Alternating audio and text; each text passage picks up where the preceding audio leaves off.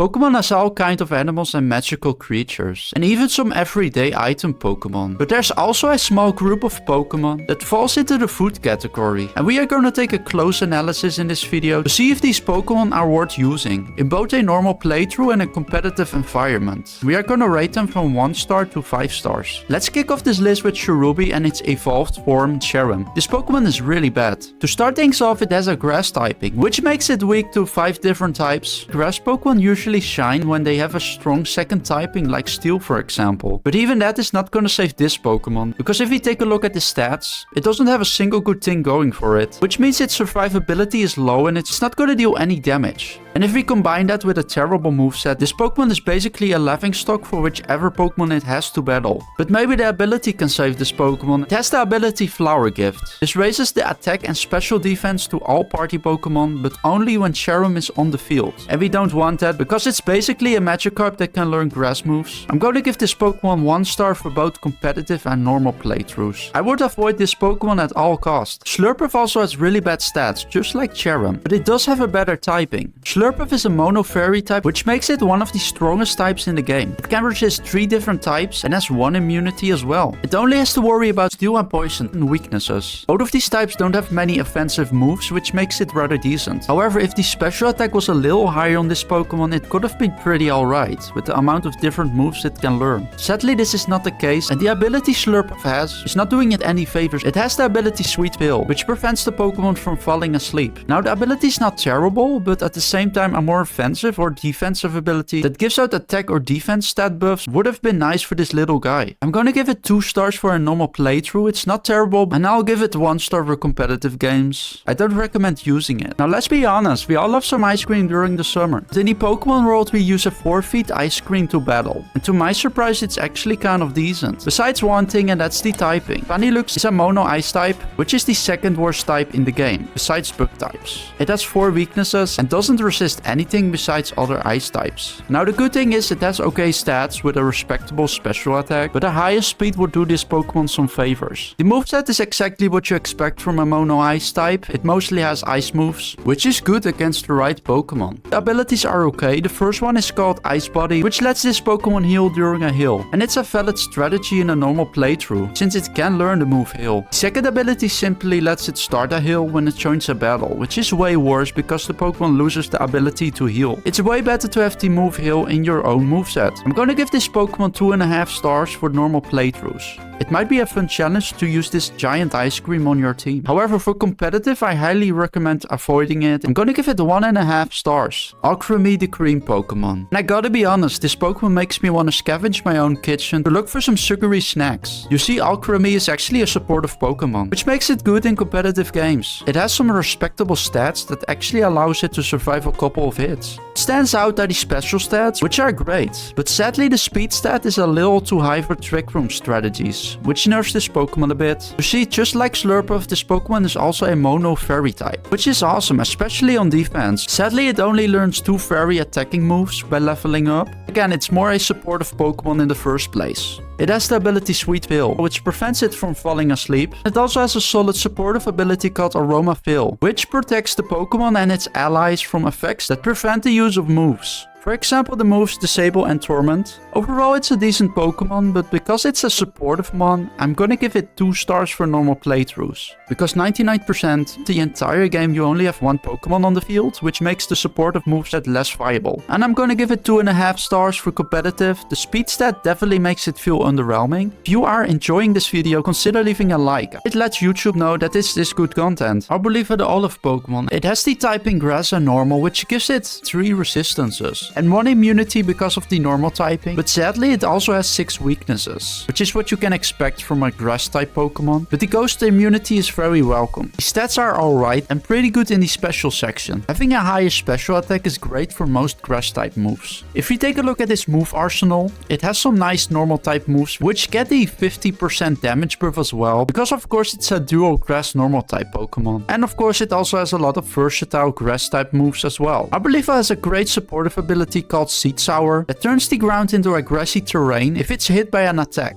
If the grassy terrain is active, all Pokemon on the ground recover 1/16 of their maximum HP at the end of each turn. It also boosts grass type moves by 30%, but only for Pokemon that are on the ground, so Tropius is out for example. The damage by the ground moves Bulldoze, Earthquake and Magnitude is halved when the grassy terrain is active. I'm gonna give this Pokemon 2.5 stars for both competitive and normal playthroughs. It's a fun grass Pokemon to use with a decent ability for competitive teams. Duxbun, the Brad Doggo Pokemon. A very good boy with a cute design and an interesting move pool. But first let's go over its typing, and I'm noticing a trend here. Again, a mono fairy type. A great typing in general. The stats are alright with a higher focus on defense. But what gives this Pokemon a higher spot on the list is the ability Well-Baked Body, which gives Duxbun a complete fire and dragon type immunity. And it even gets a defense boost by 1 stage if it's hit by a fire type. Combine this with a fun variety of moves from a lot of different types and you have an awesome Pokemon for a casual playthrough. I'll give it 3.5 stars. Its attack is low but its move pool is pretty stacked. For competitive I'll give it 2 stars. This Pokemon might work in a meta where fire and dragon type Pokemon are thriving, but there are definitely better options. Tatsuguri, the sushi Pokemon, is interesting. First let's take a look at its typing. A dual dragon water type is awesome since it gets 3 resistances, which are common types, and it only has 2 weaknesses against fairy and dragon types. The stats are mediocre with a respectable special attack stat, which is great for dragon and water moves. But where this Pokemon really shines is its ability, Commander. It can enter a allied Dondozo's mouth and give orders from there, boosting both Tatsuguri and Dondozo. But if you take a look at Dondozo's stats, it's a really defensive water type Pokemon with amazing stats. And if it's allied up with a Tatsuguri, the move Order Up becomes a lot stronger. Depending on the form Tatsuguri has, it gains either a speed, defense or attack buff,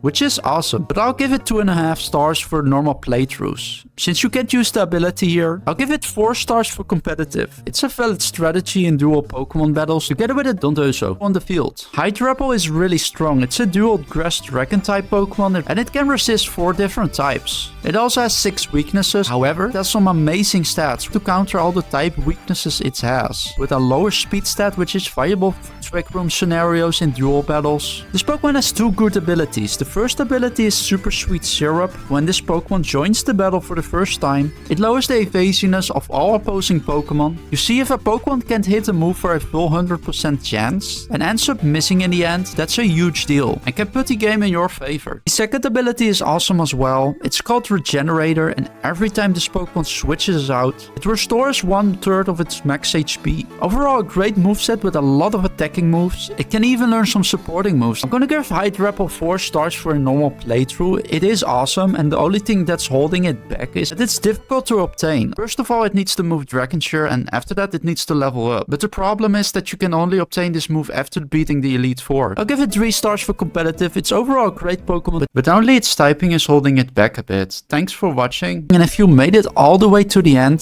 consider leaving a comment to let me know your favorite food Pokemon, and I will see you guys on the next video.